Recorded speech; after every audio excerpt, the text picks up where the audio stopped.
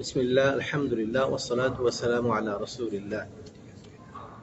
রব্বি ইশরাহ লি সাদরি ওয়া ইয়াসসির লি আমরি ওয়াহলুল উকদাতাম মিন লিসানি ইয়াফকাহু কওলি। রব্বি ইয়াসসির ওয়া লা তু'আসসির ওয়া তাম্মিম আলাইনা বিল খায়র।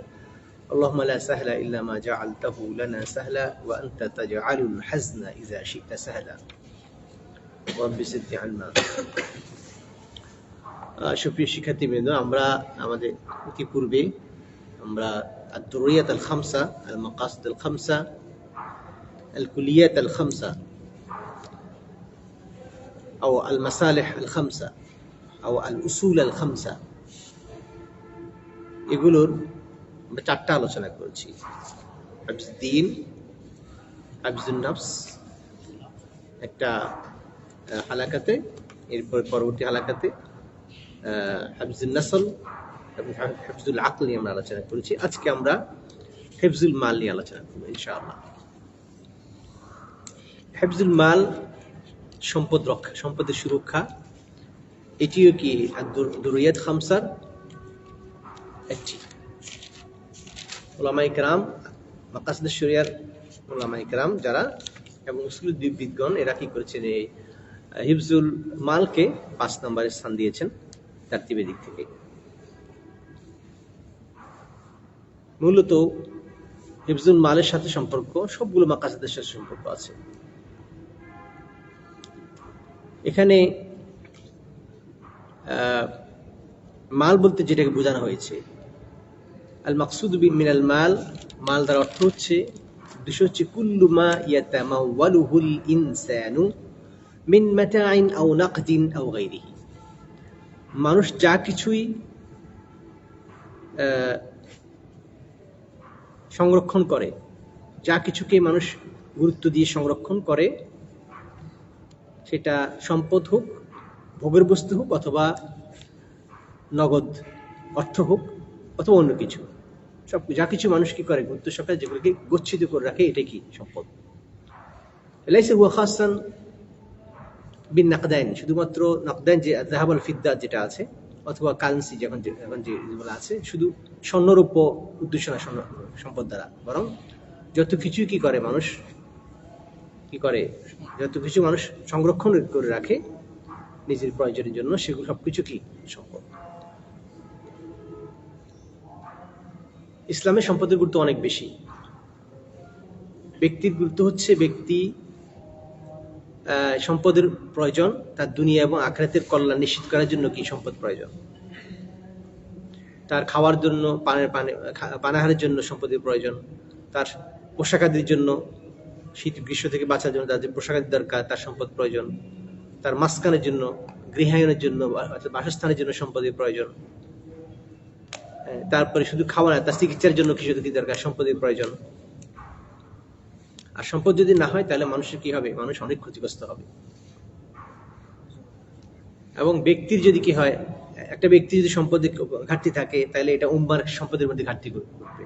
এবার যদি আপনার উম্মতের যে ফার্দ আছে, একজন একজন করে যদি, এবং অনেক মানুষের যদি সম্পদ, তারা সম্পদহীন হয়ে যায়, তাহলে উম্মা কি হয়ে যাবে, উম্মা সম্পদের দিক থেকে কি দুর্বল হয়ে যাবে। জন্মে আমরা ওয়েস্টার্ন কান্ট্রিগুলো দেখে যাই, সবাই যে ধনী, কিন্তু কিছু লোকের এত সম্পদ, ওই সম্পদের কারণে পুরো গোষ্ঠীটাই, পুরো রাষ্ট্রটাই ধনী হয়ে গিয়েছে। এভাবে ব্যক্তির সম্পদ কি পুরো উম্মার জনগোষ্ঠীর সম্পদের মধ্যে কি করে ইম্প্যাক্ট ফেলে। আবার ওই কিছু কিছু মানুষের সম্পদ যখন, সম্পদের মাধ্যমে যখন পুরো গোষ্ঠী জনগোষ্ঠীর সম্পদ বেড়ে গিয়েছে, তারা ধনী হয়ে গিয়েছে, এটার ইম্প্যাক্ট আবার সবার মধ্যে পড়ছে। তার মানে ওই জনগোষ্ঠী এবং ওই রাষ্ট্রে যারা বসবাস করছে তারা সবাই ধনী রাষ্ট্র, এবং ওই রাষ্ট্রের ক্ষমতা তত বেশি, প্রতিরক্ষা তত বেশি, জীবনযাপনের মান তত উন্নত।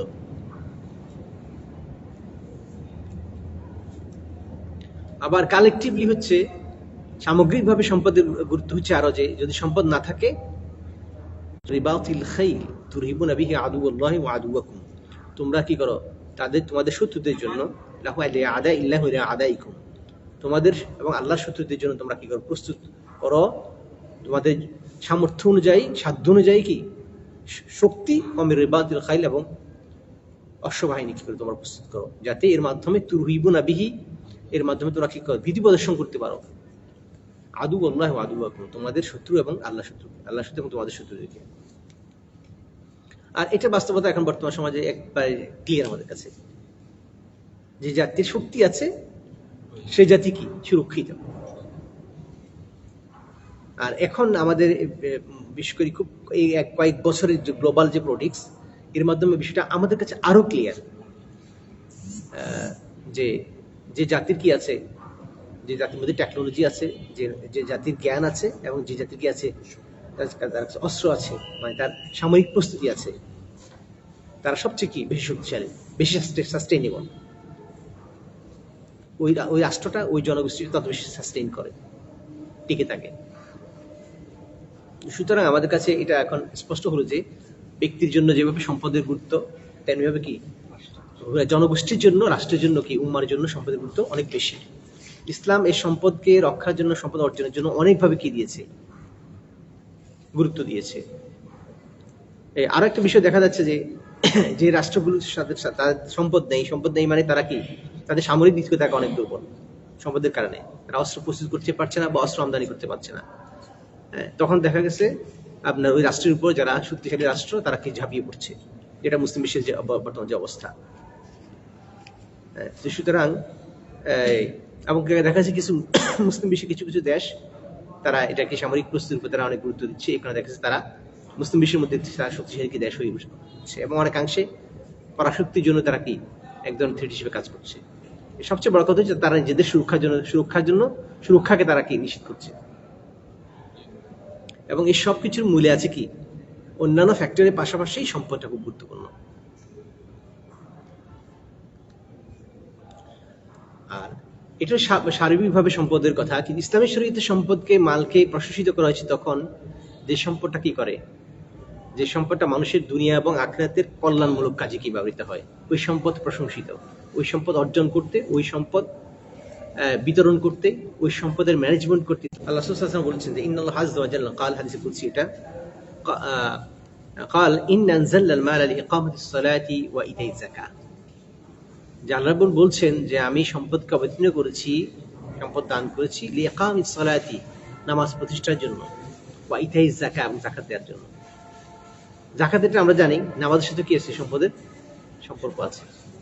এক নম্বর হচ্ছে নামাজের জন্য প্রথম যেখানে নামাজ প্রতিষ্ঠা করা হয় মসজিদ, সেটি তৈরি হবে। যারা নামাজ পড়বে তাদেরকে শিক্ষিত করার জন্য দ্বীনি প্রতিষ্ঠান প্রতিষ্ঠা করা হবে। যারা নামাজ পড়তে আসবে তাদেরকে ক্ষুধা অভাব, তাদেরকে যাতে আল্লাহ দিন থেকে, নামাজ থেকে বিরত না রাখে, তাদেরকে ধনী করার জন্য, তাদের জীবনের উপকরণ দেওয়ার জন্য কি সম্পদের ব্যবহার হবে। বুঝে আসছে? তো এইভাবে দেখা গেছে আপনার এই সম্পদের সাথে নামাজ কায়েমের সাথে কি সম্পর্ক অনেক বেশি নিবিড়। এরপরে সম্পদের মাধ্যমে অনেককে ইসলামের দিকে কি করা হবে, তারিফ করা হবে। যে ইসলামের প্রতি আকৃষ্ট তাকে কি সম্পদের মাধ্যমে তাকে আকৃষ্ট করা যাবে, অথবা যে আকৃষ্ট তাকে সম্পদ দিয়ে হেল্প করা হবে যদি সে ইসলাম গ্রহণ করার কারণ কোনো কিছু হারিয়ে ফেলে। এবং কারোর শত্রুতা থেকে যদি বাঁচতে হয় তাকে সম্পদ দিয়ে তাকে ই করা যাবে, ম্যানেজ করা যাবে। লিদ্দিফানিল ইসলাম, লিদ্দিফানিল মুসলিমিন।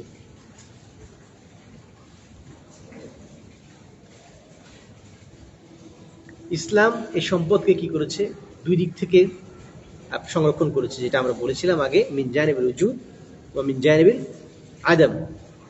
মিন জানিবিল উজুদ মানে অনেকগুলো, ইসলামের অনেকগুলো নির্দেশনা আছে, অনেকগুলো মা'মুরাত আছে, আওয়ামির আছে, যেগুলোর মাধ্যমে কি ইসলাম সম্পদকে সুরক্ষা করতে কি করে, সুরক্ষার জন্য এই আওয়ামিরগুলো দিয়েছে, এই বিধানগুলো দিয়েছে। এবং মিন জানিবিল আদম, এবং অনেকগুলো নিষেধমূলক বিধান দিয়েছে, যেগুলোর মাধ্যমে সম্পদ কি হবে, সুরক্ষা হবে।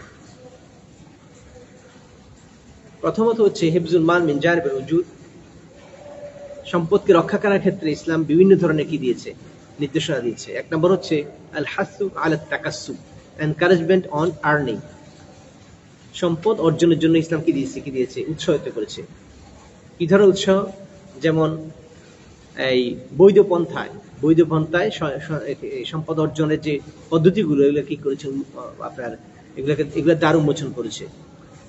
যেমন নিজ হাতে কাজ করে অর্জন করা। এই জন্য হাদিস শরীফে বলা হয়েছে সবচেয়ে উত্তম হচ্ছে ওই রিজিক যেটা কি নিজ হাতে কি অর্জন। এরপর ব্যবসা বাণিজ্যের প্রতি উৎসাহিত করেছে। কৃষিকাজের প্রতি কি করেছে, উৎসাহিত করা হয়েছে, এবং বিভিন্ন ধরনের শিল্প কারখানার প্রতি ইসলাম কি করেছে, বিভিন্নভাবে উৎসাহিত করেছে। আল্লাহ বলছেন যে ওয়াফাইদা কুদিতুস সালাত ফান্তাশিরু ফিল আরদ ওয়াবতাগু মিন ফাদলিল্লাহ, যখন নামাজ শেষ হয়ে যায় তখন তোমরা কি করো, ছড়িয়ে পড়ো এবং আল্লাহর করুণা মানে অনুসন্ধান করতে থাকো। এই যে আল্লাহর করুণা, তোমার রিজিক অন্বেষণ করো, এই যে নির্দেশ দিয়েছেন, এই আহকামটা, এটার মাকসাদ হচ্ছে কি, এটার মাকসাদ হচ্ছে আল হাসু আলাল কাসব, আলাল কাসব আল হালাল। আর এটার উদ্দেশ্য, এই সম্পদ অর্জনের জন্য নির্দেশ দিয়েছেন, এটার উদ্দেশ্য হচ্ছে কি, আল মুহাফাজা আলাল মাল। এরপরে ব্যবসা বাণিজ্যের কথা বলেছেন, ওয়াল্লাযী জাআলা লাকুম আল আরদা দালুলান ফামশু ফি মানাকিবিহা ওয়া কুলু মিন রিজকি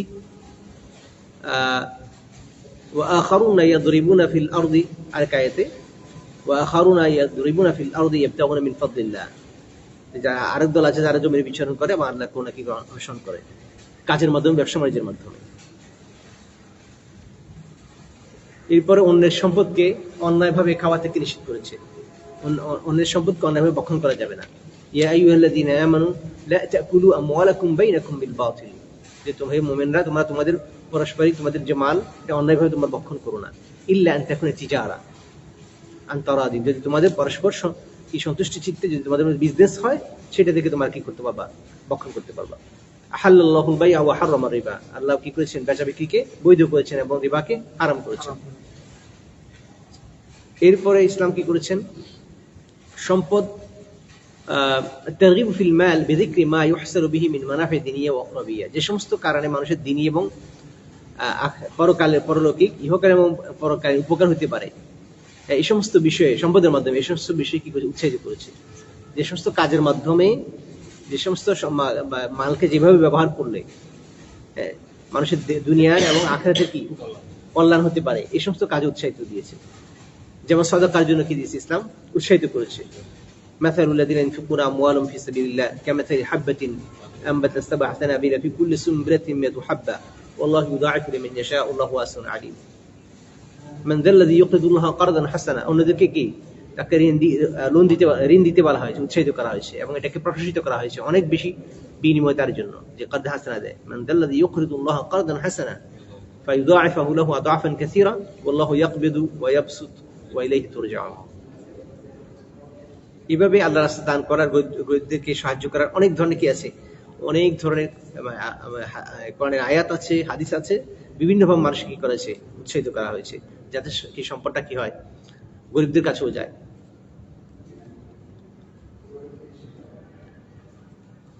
আয়েশা রাদিয়াল্লাহু আনহা বলছেন যে আল্লাহ রাসূল সাহাবীরা কি করতেন, ওনারা সবসময় কি করতেন, ওনারা মানে এই ব্যবসা করতেন। কানু ইয়াত্তাজিরুনা ফিল বাররি ওয়াল বাহরি ওয়া ইয়ামালুনা ফি নাখিলিহিম, কাজ করতেন। সাহাবায়ে কেরাম কানু ইয়াত্তাজিরুনা ফিল বাররি ওয়াল বাহর, জলস্থলে দুই জায়গাতে ওনারা কি করতেন, বিজনেস করতেন। ওয়া ইয়ামালুনা ফি নাখিলিহিম, এবং তাদের কি খেজুরের গাছের বাগানে তারা কি করতেন, কাজ করতেন, অবসর কেউ থাকতেন না। উমর রাদিয়াল্লাহু বলছেন যে সাহাবায়ে কেরাম বরং যারা কাজ করতো না, বসে থাকতো, তাদেরকে কি করতো, নিন্দা করা হতো।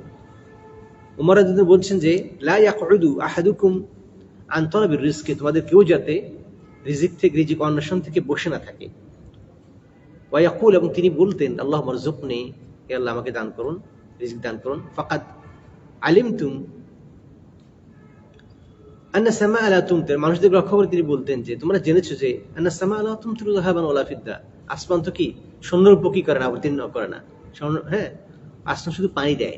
তাহলে পানি থেকে স্বর্ণের উপর পরিমাণ, অর্থাৎ এই নগদ করে স্বর্ণের পদার্থ বোঝাচ্ছে কি সম্পদ। আসমান সম্পদ কি করে, বর্ষিত করে না, বরং আসমান পানি বর্ষিত করে। এই পানি থেকে কি সম্পদের কি আর হবে, সুতরাং পানিকে সম্পদে পরিণত করতে হলে কি করতে হবে, কাজ করতে হবে। আমরা এখানে আরো কিছু আসার আমরা জানবো। হুযায়ফা রাদিয়াল্লাহু আনহু তিনি বলছেন যে লাইসা খিয়ারুকুম মান তারাকা দুনিয়া লিল আখিরা ওয়ালা মান তারাকা আল আখিরাতা লিদ-দুনিয়া ওয়ালাকিন খিয়ারুকুম মান আখাযা মিন কুল্লিন, যে ব্যক্তি তোমাদের ওই ব্যক্তি উত্তম না যে দুনিয়াকে আখিরাতের জন্য ছেড়ে দেয়, মানে আখিরাতকে করতে করতে দুনিয়ার কোনো খোঁজ রাখে না, দুনিয়া থেকে কোনো কাজ করে না দুনিয়া, এবং দুনিয়াতে সে অনেক কি হয়, অনেক কি বলে আপনার কষ্টে জীবন যাপন করে, সে তোমাদের উত্তম ব্যক্তি না। ওয়ালা মান তারাকা আল আখিরাতা লিদ-দুনিয়া, আবার যে দুনিয়া অনুসরণ করতে করতে আখিরাতকে ছেড়ে দেয়, আখিরাত ভুলে যায়, সেও কি উত্তম না। ওয়ালাকিন খিয়ারুকুম মান আখাযা মিন কুল্লিন, বরং তোমাদের মধ্যে উত্তম হচ্ছে ব্যক্তি যে মিন কুল্লি মিনাদ দুনিয়া ওয়াল আখিরা, যে দুনিয়া এবং আখিরাত থেকে কি করে, সে গ্রহণ করে, অর্থাৎ আখিরাতকে গুরুত্ব দেয়, আখিরাতকে সামনে রেখে দুনিয়াতে সে কাজ করে। সাঈদ বিন মুসাইয়্যিব বলছেন যে লা খায়রা ফী মান লা ইয়াজমাউল মালা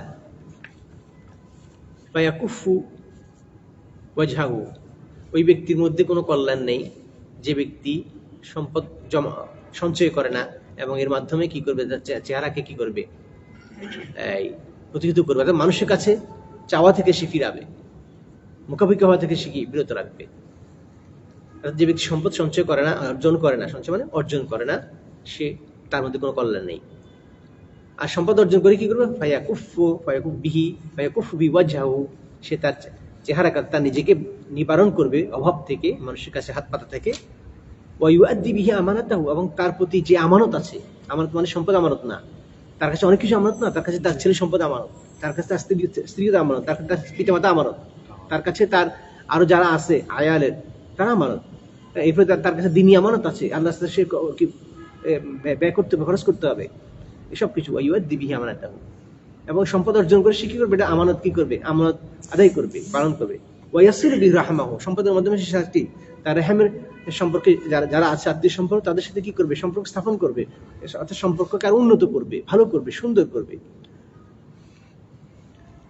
ওয়া হুকিয়া আন্নাহু, তার থেকে বর্ণিত আছে আন্নাহু লাম্মা মাতা তারাকা দানানির, সাঈদ ইবনে মুসাইয়্যিব তিনি যখন মারা গিয়েছেন তিনি কিছু দিনার রেখে গিয়েছেন। ফাকালা, তিনি বলতেন আল্লাহুম্মা ইন্নাকা তা'লাম, যে তুমি হে আল্লাহ আপনি জানেন যে আন্নী লাম আতরুকুহা, আমি এই সম্পদগুলো রেখে গিয়েছি একমাত্র এই কারণে যে ইল্লা লিআসুনা বিহি দীনি ওয়া হাসবি, এই সম্পদের মাধ্যমে আমার দ্বীনকে হেফাজত করব এবং আমার কি আমার বংশকে হেফাজত করব। আমার বংশ হেফাজত করবো মানে হচ্ছে তারা কি করবে, তারা মুখাপেক্ষি হবে না, তারা এটাকে অবলম্বন করে তারা জীবন পরিচালনা করবে, যাদের প্রতি আমার দায়িত্ব ছিল। আবার ওয়াদীনি, আমি যদি সম্পদ রেখে না যাই তাহলে দেখা যাচ্ছে আমার যাদেরকে আমি রেখে যাচ্ছি তারা কি দিনের উপর টিকে থাকবে না, তখন তারা যে অন্যায় করে সেই অন্যায় ভাগীদার আমিও হব। জীবদ্দশা তো আছেই, এই সম্পদ দ্বারা তাদের ওনার যে কাজ সেটা করবে নেই, বরং একজন ব্যক্তি মারা গেলেও কি আছে, তার এইভাবে তার কাজের কারণে তার ভুলের যে কন্টিনিউশন, যে খারাপের অংশ সে পাবে।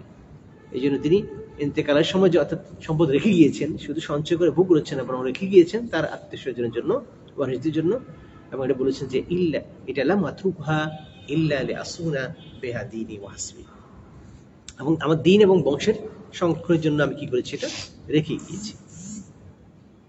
সুফিয়ান সাওরি বলছেন এই কথাগুলো আমার কাছে অনেক বেশি গুরুত্বপূর্ণ মনে হয়েছে আলোচনা করা, যেগুলো আমাদের যেখানে নেই, আলোচনা হয় না। সুফিয়ান সাওরি বলছেন যে কান আল মালু ফীমা মাদা ইউকরাহ, মালকে আগে পছন্দ করা হইতো লিকাসরাতি যুহুদ আর কি। আম্মা লিয়াউমা, তো আজকে এই সুফিয়ান সাওরির সময় কথা তিনি বলছেন, আম্মা লিয়াউমা, আর আজকে ফাহুয়া তারিসুল মুমিন, এটা মুমিনকে রক্ষা করে, মুমিনের জন্য ঢাল হিসেবে কাজ করে। ওয়াকালা, তিনি বলছেন লাউলা হাযিহি দানানির, যদি এই দিনারগুলো না থাকতো, মানে তাহলে লা তামান্দালা বিনাল হাউলাইল মুলুক, এই রাজা বাদশারা তারা আমাদেরকে টিস্যুতে পরিণত করত, মানে অর্থাৎ আমাদেরকে অপদস্থ করত। এখন দেখা যায় আমাদের কারেন্ট ওয়ার্ল্ডে যে দেশ অথবা যে জাতি অথবা যে মানুষ, যে সমাজ, যাদের কাছে অর্থ নেই তাদের কাছে তাদের সবাই কি করে নিতে পারে, ঠিক না? এটা রিয়েলিটি। তিনি বলছেন যে সম্পদ যদি না থাকতো তাহলে এই রাজা বাদশারা সমাজের উচ্চ এলিট শ্রেণীর লোকেরা আমাদের কি করতো, আমাদেরকে অপদস্থ করতো। ونحن نقول أما اليوم فنحن أكثر حاجة إلى جمع المال لمصالحنا الدنيوية والأخروية। ইমাম আন-নাখাই তাকে জিজ্ঞেস করা হয়েছে এক ব্যক্তি সম্পর্কে যে ব্যবসা ছেড়ে দিয়ে নামাজ পড়া শুরু করছে, মানে নামাজে মনোযোগ দিয়েছে আর কি, ইবাদতবন্দি করবে। তখন বলছে যে এই দুইজনের মধ্যে কি উত্তম, সে কি নামাজ পড়বে নাকি ব্যবসা চালাবে? অর্থাৎ ব্যবসা চালালে সে নামাজ কম পড়া হয়, এক্সট্রা নামাজ পড়া হয় না আর কি, এক্সট্রা নফল নামাজ কম পড়া হয় না। সে কি ব্যবসা কন্টিনিউ করবে, নফল নামাজ আর পড়বে না, নাকি ব্যবসা ছেড়ে দিয়ে নফল নামাজ বাড়িয়ে দিবে? তখন তিনি বলছেন আত-তাজিরুল আমিন, আত-তাজিরুল আমিন কি বলে ওই হাদিসটা বলছি না যে আত্তাজুল আমিন আত্তাজুল সাদুকুল আমিন মান নাবিয়িন ওয়াস সিদ্দিকিন ওয়াশ শুহাদা ওয়াস সালিহিন, তাদের সাথে তারা হাসর হবে। বুঝে আসছে? وقال رجل للإمام أحمد, ইমাম আহমদকে এক ব্যক্তি বলেছে যে ইনি ফি কিফায়া, আমার সম্পদ যথেষ্ট আছে। আলজিমুস সুকা ফাকালা, তখন আহমদ তাকে বলল, তার প্রশ্ন তারা বুঝছে না কি যে সে আর সম্পদ অর্জন করতে যাচ্ছে না, বিজনেস করতে যাচ্ছে না, আমার যথেষ্ট আছে। তখন ইবনে আহমদ তাকে বলল আলজিমুস সুকা, বাজারে লেগে থাকো, মানে বাজারে তোমার যে বিজনেস এটা করো, বাজারে লেগে তোমার যে বিজনেস আছে এটা করতে থাকো, এটা থেকে আলাদা হও না, ছেড়ে দিও না। তাসরু বিহির রাহিমা, এটা দ্বারা তুমি আত্মীয়দের সাথে সম্পর্কে আর সুন্দর করবে, অতি উত্তম করবে। আপনি আপনার আত্মীয়কে যদি দেন, যত বেশি দিবেন তখন তার তত বেশি খুশি হবে, সম্পর্কটা বেশি মায়াবী হবে। সম্পর্ক ছাড়া সম্পর্ক মায়াবী হয়, কিন্তু এটা আনএডিশনাল। আত্মীয়দের সাথে যত বেশি সম্পর্ক ভালো রাখা যায়, এটা একটা মানুষের দুনিয়াতে তার মানসিক প্রশান্তির জন্য এত বেশি ভালো, খুব বেশি। এবং এর বিনিময়ে আখিরাতে তো পুরস্কার আছেই, দুনিয়াবী লাভ অনেক বেশি। যাদের আত্মীয় স্বজনের সাথে সম্পর্ক খুব ভালো, তারা পৃথিবীর সবচেয়ে সুখী মানুষ। এদের মধ্যে সুখী পৃথিবীতে নাই। আত্মীয় স্বজন বলতে প্রথম হচ্ছে মানে নিজের ঘর মানুষ, এরপর হচ্ছে আত্মীয় স্বজন যারা আছে। এদের সাথে যাদের সম্পর্ক বেশি ভালো, তারা আমাদের দেশের সমাজের সবচেয়ে ভালো মানুষেরা, এবং এরা সবচেয়ে বেশি সুখী। শুধু এটা আমরা না, কি বলে ওয়েস্টার্ন ওয়ার্ল্ডের যে রিসার্চ তারা সেগুলো বলে। একটা রিসার্চ হয়েছে, এটা পৃথিবীর সবচেয়ে লংগেস্ট রিসার্চ, 75 ইয়ার্স এটা রিসার্চটা হয়েছে। এবং সেখানে সুপারভাইজার যিনি ছিল, অ্যাডভাইজার, একজন মারা যাওয়ার পরে আরেকজন কন্টিনিউ করছে। ঠিক আছে, মানে এটা শুরু হওয়ার পরে এত বছর বাঁচেন না আর কি। এবং কয়েক হাজার লোকের উপরে এই সার্ভেটা চালানো হয়েছে। তো সেখানে কনক্লুশন যেটা হচ্ছে যে পৃথিবীর সবচেয়ে, এই রিসার্চটা হয়েছে কিসের উপরে, পৃথিবীর সবচেয়ে সুখ বেশি কিসে, অর্থাৎ পৃথিবীর সবচেয়ে সুখী মানুষ কে, এটার উপরে। তো সেখানে আসছে যে যারা কি করে, আপনার আত্মীয় স্বজনের সাথে যারা সবচেয়ে ভালো ব্যবহার করে, ওদের সাথে আত্মীয় স্বজনের সাথে যাদের সম্পর্ক সবচেয়ে ভালো, তারা পৃথিবীর সবচেয়ে ভালো সুখী, মানে সুখী মানুষ। বুঝতে পেরেছেন? তো এইভাবে ইসলাম কি করেছে, আপনার এমনি তো আত্মীয় স্বজনের সাথে ভালো ব্যবহার করতে বলেছে। সম্পদ অর্জনের ক্ষেত্রে বলা হয়েছে যে একটা কারণ হচ্ছে সম্পদে কি করবে, তুমি আত্মীয়দের সাথে সম্পর্ক ভালো লাগবে, সম্পর্ক উন্নত করবে। এই বিষয়টা বিশেষ করে আমার এই পয়েন্টটা পড়ার আগে আমার এইভাবে এই ছিল না। আর রেহেম সম্পর্কে, জাবিল আহমদের সাথে সম্পর্কে অনেক হাদিস পড়েছি, হ্যাঁ, অনেক কিছু জেনেছি। কিন্তু এইভাবে সম্পদ অর্জনের ক্ষেত্রে কার একটা ফ্যাক্টর বলা হয়েছে, এর মাধ্যমে তুমি কি করবা, সম্পদ অর্জন করে তুমি যে কাজগুলো করবো, একটা কাজ হচ্ছে তুমি আত্মীয়ের সাথে ভালো ব্যবহার করবা, আর এদেরকে সাথে সম্পর্ক উন্নত করবা।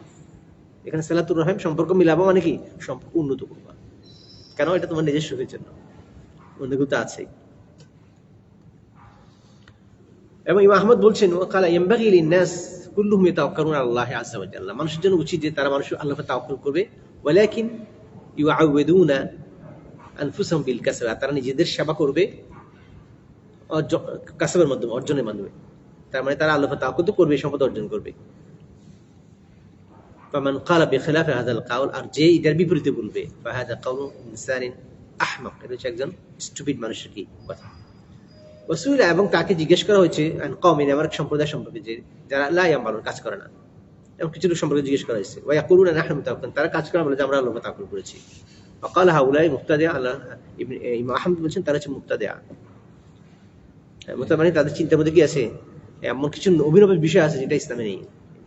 ওয়াকিলা লাহু, এবং তাকে বলা হয়েছে ইন্না ইবনে ওয়াইনা ও বলতেন, কানা ইয়াকুল, তিনি বলতেন হুম মুবতাদিআ, তারা কি মুবতাদিআ। এবং তখন ইমাম আহমদ এটা শুনে আবার তিনি বলছেন যে হাউলে, মানে বলছেন যে আপনি যেভাবে বলছেন এভাবে সুফিয়ান বিন ওয়াইনা এর কথা বলছেন। এটার উত্তরে তখন ইমাম আহমদ বলছেন যে হাউলে কওমুন সু, তারা হচ্ছে খুবই কি খারাপ লোক। ইউরিদুন আতিলাদ দুনিয়া, তারা দুনিয়াকে অচল করে দিতে চায়, আর দুনিয়া অচল হলে কিন্তু আখিরাত থাকবে না। ইবনে হাজম তিনি বলছেন যে ইত্তাফাকু আলা কাসবের খুতি মিনাল উজুহিল মুবাহা ওয়ালি আয়ালিহি ফরদুন ইযা কাদরা আলা যালিক, যে উলামায়ে কেরামের এটা কি, এটা ইত্তেফাক যে হালাল ভাবে রিজিক অর্জন করা মানব ব্যক্তি নিজের জন্য এবং তার কি পরিবারের জন্য এটা ফরজ, এটা থেকে বসে থাকার কোনো সুযোগ নেই। আচ্ছা, তো এটা আমরা প্রথম যে পয়েন্ট হচ্ছে যে হিফজুল মাল মিন জানিবুল উজুদ, ইসলাম কি বলে আপনার ইতিবাচক দিক থেকে অর্থাৎ যতগুলো নির্দেশ দিয়েছে, নির্দেশমূলক যতগুলো আহকাম আছে সেগুলো আমরা কিছু দেখলাম যে ইসলাম সম্পদকে অর্জন করতে বলা হয়েছে, সম্পদ কোন কোন কারণে সম্পদ অর্জন করবে সেটা বলেছে, এবং সম্পদ এই বন্টনের ক্ষেত্রে সম্পদ ব্যয়ের ক্ষেত্রে বলা হয়েছে বিভিন্নভাবে সাদাকা দেওয়ার জন্য, তারপরে এই আত্মীয় স্বজনের এই সাথে সম্পর্ক উন্নয়নের জন্য, ব্যক্তির নিজের উপকারের জন্য, তারপর আল্লাহ রাস্তা দান করার জন্য বিভিন্নভাবে কি করেছে ইসলাম সম্পদকে অর্জন করতে উৎসাহিত করেছে এবং এগুলোর মর্যাদা বর্ণনা করার মাধ্যমে। 2 নম্বর হচ্ছে হিফজুল মাল মিন জানিবিল আদম, যে সমস্ত মানহিয়াত গুলোর মাধ্যমে, নাওয়াহির মাধ্যমে ইসলাম কি করেছে সম্পদ সুরক্ষা করেছে, যে কাজগুলো করলে সম্পদ নষ্ট হয়ে যাবে এগুলোকে এ থেকে নিষিদ্ধ করেছে। এগুলো কিভাবে? বিদারইল ফাসাদিল ওয়াকি' আওয়াল মুতাওয়াক্কা, শয়তান সম্পদের মধ্যে যে ফাসাদ আছে অর্থাৎ যে বিপর্যয় আছে এক্সিস্টিং, এটা অথবা সামনে হতে পারে, এই ধরনের কি বিষয়গুলোকে থেকে সম্পদকে রক্ষার জন্য, সুরক্ষার জন্য ইসলাম কি করেছে অনেকগুলো বিধান দিয়েছে। 1 নম্বর হচ্ছে তাহরিমুল ই'তিদাই আলাল আমওয়াল, সম্পদের উপর সীমা লঙ্ঘন করাকে হারাম করেছেন। ওয়ালা তাকুলু, আল্লাহ বলেছেন ওয়ালা তাকুলু আমওয়ালাকুম বাইনাকুম বিল বাতিল, তোমরা তোমাদের কি পারস্পরিক সম্পদ কি অন্যায়ভাবে তোমরা ভোগ করবে না। ওয়ালা তুদু বিহাইল হুকাম, এবং সম্পদের মাধ্যমে তোমরা কি বলে রাষ্ট্রপ্রধানের কাছে যাবে না বা বিচারকের কাছে যাবে না, তাকে ঘুষ দিবে না। কেন? তাকুলু ফারিকাম মিন আমওয়ালিন নাস, তারে ঘুষ দিয়ে তুমি কি মানুষের সম্পদ কি খেয়ে ফেলবা একটা অংশ, এটা তোমরা করবে না অন্যায়ভাবে। ওয়া আনতুম তাআলামুন, জেনে শুনে আর কি।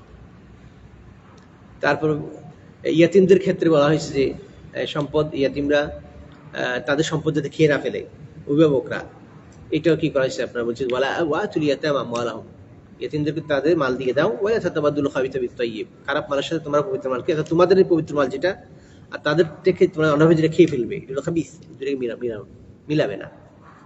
ওয়ালা তাকুলু আমওয়ালাহুম ইলা আমওয়ালিকুম, তাদের মালকে তোমাদের মালের সাথে মিলিয়ে খেয়ে ফেলবে না। ইন্নাহু কানা হুবান কাবীরা, এটা অনেক কি বড় অন্যায়। তারপরে আল্লাহ রাসূল বলছেন কুল্লুল মুসলিম আলাল মুসলিম হারামুন দামুহু ওয়া মালুহু ওয়া ইরদুহু, প্রত্যেক মুসলমানের একজন হারাম হচ্ছে তার রক্ত ঝরানো হারাম, তার সম্পদ খাওয়া হারাম, এবং তার মান সম্মান নষ্ট করা কি হারাম। তারপর হচ্ছে সম্পদ নষ্ট করা যাবে না, সম্পদ নষ্ট কি ইসলাম কি করেছে? নিষেধ করেছে। এবং অপচয় করাকে কি নিষেধ করেছে? সম্পদ অপচয় করাকে নিষেধ করেছে। আল্লাহ বলছেন ওয়াতি যাল কুরবা হাক্কাহু ওয়াল মিসকিনা ওয়া ইবনাস সাবিল ওয়া লা তুবাযির তাবযীরা, তোমরা কি করবে? অপচয় করবে না। ইন্নাল মুবাযযিরিনা কানু ইখওয়ানাশ শায়াতিন।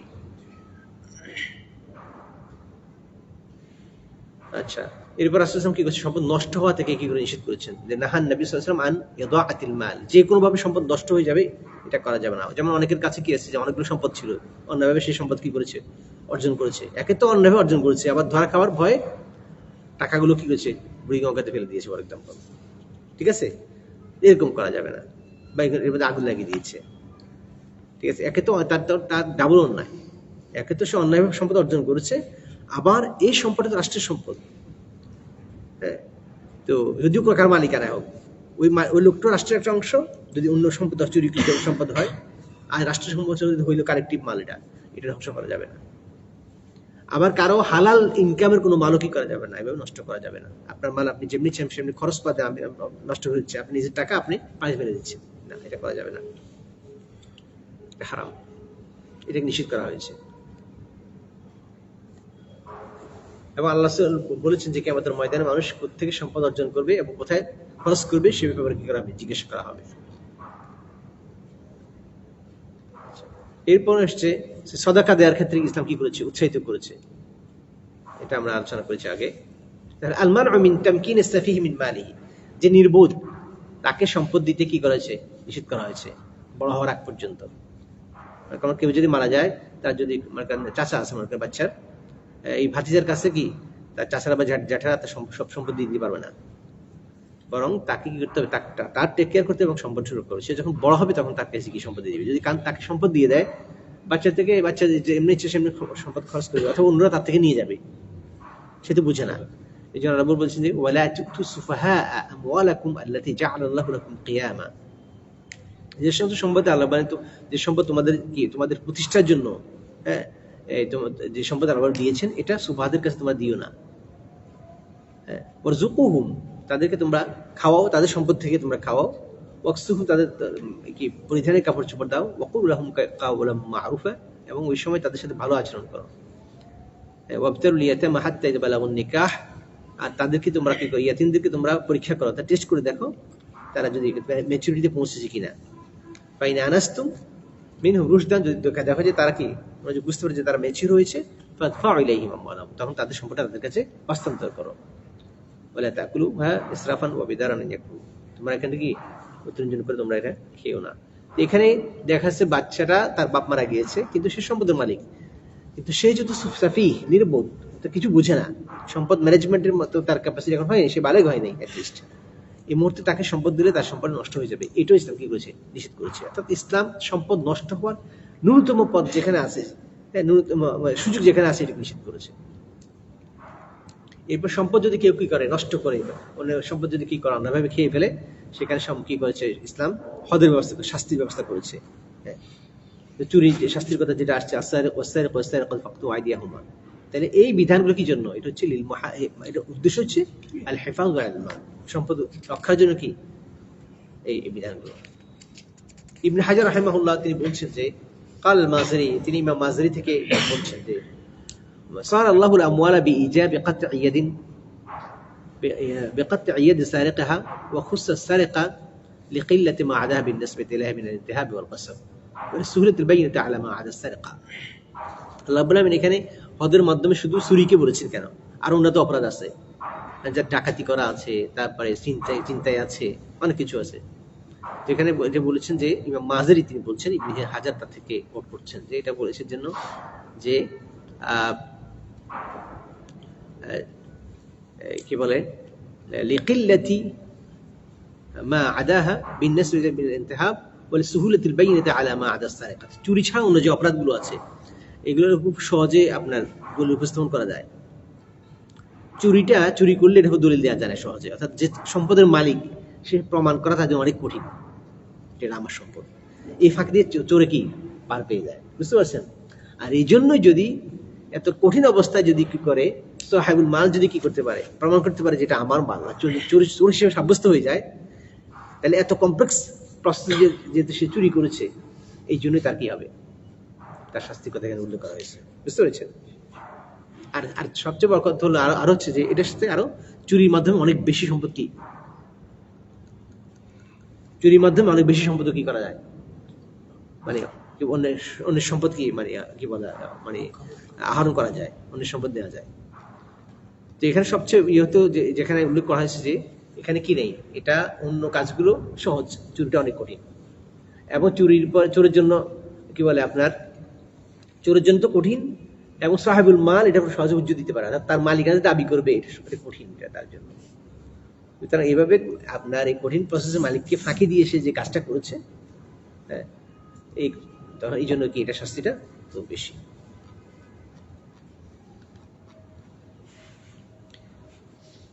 আচ্ছা, এর পাশাপাশি যে শাস্তির কথা, একটা হাতের কাটার কথা আসছে, আবার আল্লাহ রাসূল কি করেছেন, এই সারেককে চোরকে লানত করেছেন, লানাল্লাহু আস-সারিকা ইয়াসরিকুল বাইদাতা ফাতুকতাউ ইয়াদুহু ওয়া ইয়াসরিকুল হাবলা ফাতুকতাউ ইয়াদুহু। আল্লাহ তাআলা ওই চোরকে লানত করেছেন যে দেখা যাচ্ছে এক ডিম চুরি করেছে, খুব সামান্য কিছু চুরি করেছে, এর মাধ্যমে কি হাত কাটা গিয়েছে। ওয়া ইয়াসরিকুল হাবলা, অথবা কোনো রশি চুরি করেছে, তার মধ্যে তার হাত কাটা গিয়েছে। তুচ্ছ অল্প চুরি জিনিসটাকে ইসলাম কি করেছে, অত্যন্ত নিন্দনীয় করেছে। হাত কাটা গিয়েছে, এখানে মানে শাস্তি করার উদ্দেশ্য আর কি, শাস্তি তার উদ্দেশ্য, অথবা দেখা যাচ্ছে কোনো কারণে তুচ্ছ কারণে রিয়েলি তার সে কি তার হাত কাটা যাচ্ছে কোনো সিচুয়েশনের কারণে। এই সমস্ত বিধানগুলো দিয়েছেন কেন, বিধানগুলো দিয়েছে ইসলামকে সম্পদ সুরক্ষার জন্য।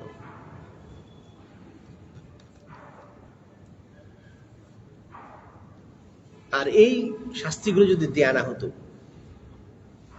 এই শাস্তিগুলো যদি ব্যবস্থা না থাকতো, তাহলে মানুষের সম্পদ কি থাকতো না, নিরাপদ থাকতো না। বা ইন্নাল আমনা ইয়াখতাল, সমাজে কি হতো, নিরাপত্তা বিঘ্নিত হতো। ওয়া তাকসুরুল ফাওদা, বিশৃঙ্খলা বেড়ে যেত। মানে সম্পদের যদি নিরাপত্তা না থাকে সমাজে কি হবে? ধরুন 5 আগস্টের পরে 1, 2, 3, 4 রাত কি হয়েছে? ডাকাতি এত চরম ভাবে হয়েছে, এটা মানে অর্থাৎ আমরা শুনেছি আগে বিভিন্ন দেশে, মিশরের কথা শুনেছি, মিশরের সাওরা পরে ওই সময় কয়েকটা দিন মানে কোনো কিছু নিরাপদ থাকে না, কোনো কিছুই নিরাপদ থাকে না। তো এটা মূল উদ্দেশ্য, যখন মানে চুরি ডাকাতি বেড়ে যাচ্ছে এবং মানুষের ইজ্জত কি থাকে না, নিরাপদ থাকে না। এবং এর মাধ্যমে যদি সম্পদ আপনার মানুষ অন্যায়ভাবে মানুষের সম্পদটা যদি গ্রহণ হয় চুরির মাধ্যমে, ডাকাতির মাধ্যমে, লুণ্ঠনের মাধ্যমে, তখন কি করে? কন্টিনিউয়াস মানুষ কাজ করবে, এটা আর করে না, বসে থাকে, দরকার নেই তো কাজ করার, অন্যভাবে তো কি টাকা আহরণ করা যাচ্ছে।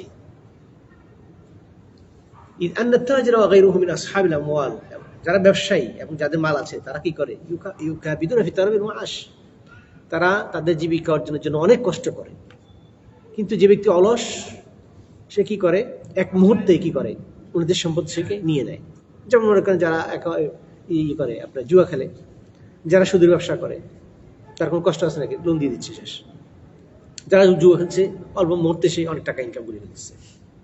আবার যারা মনে করেন যে ক্রিপ্টোকারেন্সি, কিছু কাজ খুব কমপ্লিকেটেড বিষয় আছে যেগুলো রেগুলেট না, অল্প সময় যেখানে দেখেছে আপনার সে অনেক টাকা কি আপনার কি বলে ক্রিপ্টোকারেন্সি, বিটকয়েনের মাধ্যমে, আরো অনেক ধরনের ডিজিটাল মানি আছে যেগুলোতে এখন রেগুলেটেড না, অল্প সময় কি এগুলোর মাধ্যমে, বরং এগুলো একদম ধোকা। অল্প সময়ের মাধ্যমে কি করছে? সে অনেক টাকা ইনকাম করে ফেলছে, তাই তার তো কাজ করার প্রয়োজন নেই।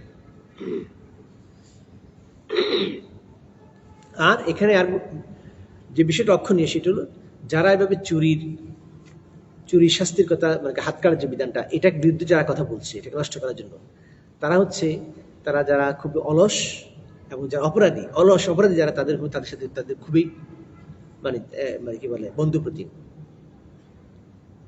তারা সমাজে যারা অলস, কাজ করবে না এবং যারা অপরাধী, তাদের প্রতি খুবই বন্ধু প্রতিম। আর যারা কি করে, সম্পদের অধিকারী, খুব কষ্ট করে কাজ করে, তাদের প্রতি তারা কি খুব কঠোর হয়ে যায়। অর্থাৎ তারা কষ্ট করে সম্পদ অর্জন করে তাদের সম্পদকে লুণ্ঠন করছে, এই জন্য শাস্তি দিবে না, আবার শাস্তির বিরুদ্ধে তারা কথা বলছে। তাদের এর মাধ্যমে যারা অপরাধী তাদেরকে তাদের বন্ধুসুলভ আচরণ করছে, আর যারা কষ্ট করে সম্পদ অর্জন করছে তাদেরও কঠোর হয়ে যাচ্ছে, তাদের সম্পদের কোনো নিরাপত্তা নেই। বরং তাদের সম্পদের সুরক্ষার জন্য যে বিধান, ওই বিধানকে তারা কি নষ্ট করতে যাচ্ছে। তাহলে এইভাবে পৃথিবী জুড়ে যারাই in the name of human rights, যারা কি করছে, এই হদগুলো, ইসলামের যে হদগুলো আছে, বিশেষ করে যে সম্পদের ক্ষেত্রে যেটা আছে, যে চুরি হাত কাটা যাবে, এগুলোর বিরুদ্ধে কথা বলছে, তাদের উদ্দেশ্য হচ্ছে কি? তারা অপরাধীদেরকে ছাড় দেয়া। কারণ অপরাধীদেরকে ছাড় দেওয়ার মাধ্যমেই তারা কি করতে পারবে? যারা সম্পদশালী, কষ্ট করছে, যাদের সম্পদ তারা ব্যাংকগুলো থেকে লুট করছে, হ্যাঁ, তো তাদের কি শাস্তি করতে পরে কথা, অর্থাৎ তাদেরকে অপরাধী হিসেবেই কি করছে, তারা বিবেচনা করছে না, বরং তাদেরকে যত ধরনের সাপোর্ট আছে, সব ধরনের প্রসিজারাল আইনি সমস্ত সাপোর্ট দিচ্ছে কি আপনার ক্ষমতার লোকেরা, তাই না?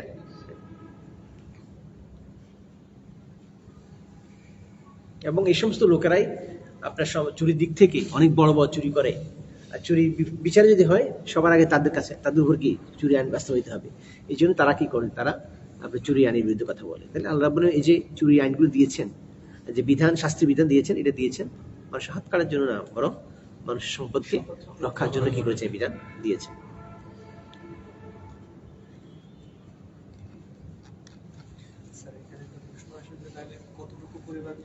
এটা তো চুরি আছে, চুরি পরিমাণ আছে, আমরা সেটা পরে আলোচনা করবো। চুরি আলাদা পরিমাণ আছে, এটা লিগ্যাল ইস্যু, আলোচনা শেষ করি।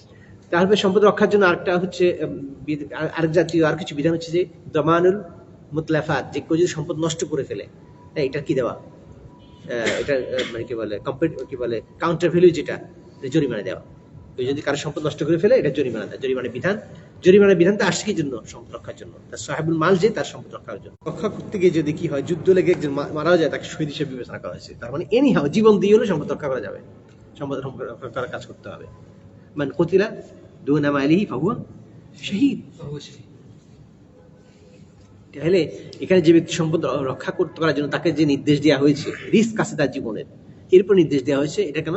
সম্পদ রক্ষার জন্য। সম্পদের গুরুত্ব তো বেশি। তবে এখানে আবার প্রায়োরিটি বিষয় আছে, যেটা আমাদের ভিন্ন একটা টপিক, যে মাকাসিদের মধ্যে কি দেওয়া, শরীরে যে এগুলো কি তারতিব, অর্থাৎ এগুলোর মধ্যে তার জীবন জীবনে এটা কিনা, এটা ইন্টেনশনাল না, মানে আপনার সম্পদ রক্ষা করার জন্য যদি আপনার সম্পদ এটা আপনার চলবে না, ঠিক আছে, তার সাথে লড়াই করছেন, কিন্তু ঠিক আছে সে দেখা যাচ্ছে তার একটা অস্ত্র আছে, তার সাথে দেখে নাই, মেরে দিয়েছে, তখন এই মৃত্যুটা হবে অবশ্যই মৃত্যু।